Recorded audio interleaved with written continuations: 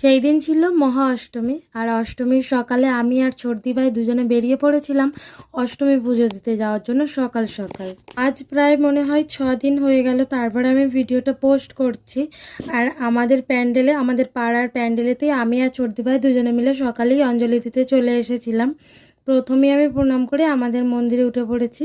এটা হলো আমাদের দুর্গাতলা। এই যে আমাদের মা। ঢাকের আওয়াজ ছাড়া মনে হয় পুজো একদম অসম্পূর্ণ। আর এইখানে আমি অঞ্জলি দিতে বসে পড়েছিলাম, তারপরে হাতে একটু ফুলও নিয়ে তারপরে আমি অঞ্জলিটা দিচ্ছিলাম। আর তারপরে বাড়ি ফিরেই তো রান্নার তোড়জোড় শুরু করে দিয়েছিলাম।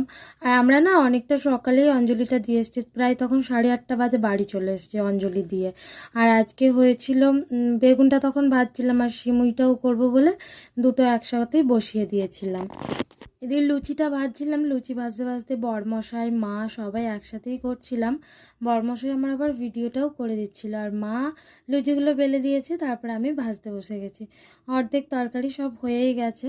আর এখানে আমার বাবু ফ্রিজ থেকে একটা চকলেট বের করে ওকে বলছি সবাইকে বলো শুভ শারদিয়া, সবাইকেও জানাচ্ছিল শুভ শারদিয়া।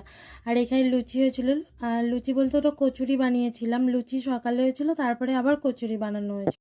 সোজা ওপরে এসে বরমশাইকে প্লেটটা দিলাম আর খাবো বলে দুজনে একসাথেই একটা প্লেটেই দুজনে বসে খেয়ে নেবো। আর তারপরে দুজনে বসলে তো কত রকমের কথা হয়, সেই জন্য দুজনে মিলে অনেক কথা বলছিলাম। আর আজকের ভিডিওটা কেমন হয়েছে অবশ্যই জানিয়ে।